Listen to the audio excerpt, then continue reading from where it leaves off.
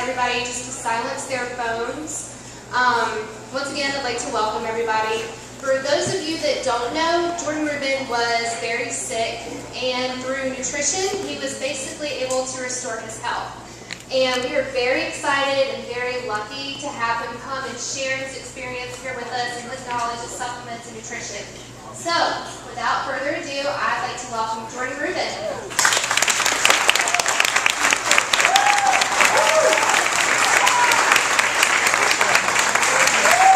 Thank you, folks. Glad you could make the trip. This is seminar, we're arguing whether it's seminar number 92 or 93 for the year. So I am entering the home stretch and I'm excited about it. But for you, it's not 92 or 93, it's number 1. So we always rise to the occasion when we get a chance to share a powerful message that can be life-changing with folks. You know, about 15, 16 years ago, I had a decision to make.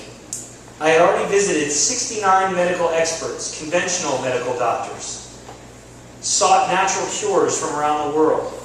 I was trying to get better, overcome the 19 diseases I've been diagnosed with. Crohn's disease or inflammatory disease of the bowel, symptoms of rheumatoid arthritis, chronic fatigue syndrome, fibromyalgia, extreme anemia.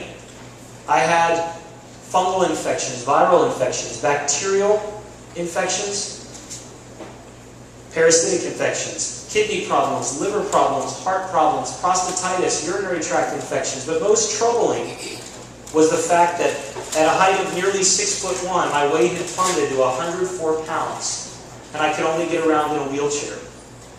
During this time, I realized that the one asset that I owned, that I took for granted, my health, was now gone. And understanding that at the age of 19 and then 20 is challenging. We're all immortal teenagers one day, but then for me, I'd lost everything I'd known. My health was gone, and soon my friends were gone. My parents' finances were gone. And ultimately, I watched as my family and loved ones suffered.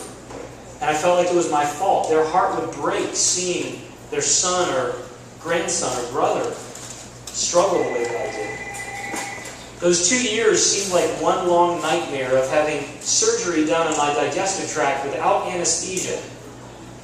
Oftentimes I would walk from the bedroom to 10 feet away to my parents' closet. Many times I wouldn't make it. I'd wake up with my glasses broken, face down, having blacked out due to my 0 iron level for 18 months. I only left the house to travel to see those doctors and health experts. They always would promise me that they'd help everybody else. People come to see them from all over the world. And after I leave, I would always hear that, well, you're a bad patient, or he's really depressed. One time I had gone to Germany for venous flytrap IV infusions. Everything sounds good when you're desperate, right? So in Germany, I was there for 8 weeks and didn't know the language. My mom was with me some, but she had to go back. She was a school teacher. So when she left me, my day consisted of going downstairs to get IVs in the clinic where we stayed. And my veins were so tapped, I was so dehydrated that they were drawing IVs from my little toe, which I didn't think were any veins in there. I would go up to my room after shivering or seizing for about an hour and a half to a room that was about 5 foot tall in the ceilings, and I'm over 6, so that already doesn't work.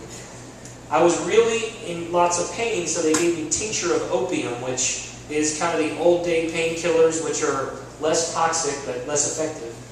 I slept most of the day, but when I was awake, I tried to watch television a little bit, and there was only one channel that had English programming, and during that entire time of my stay, they pretty much covered the OJ trial 24/7. I think anyone would be depressed at that point. After trying everything, I sat on the telephone talking to a man in California who told me that he knew why I was sick and, better yet, how I could get well. He said that if I followed a health plan that's based on the Bible, proven through history and confirmed by science, in 3 months I'd be working out on the beach in San Diego.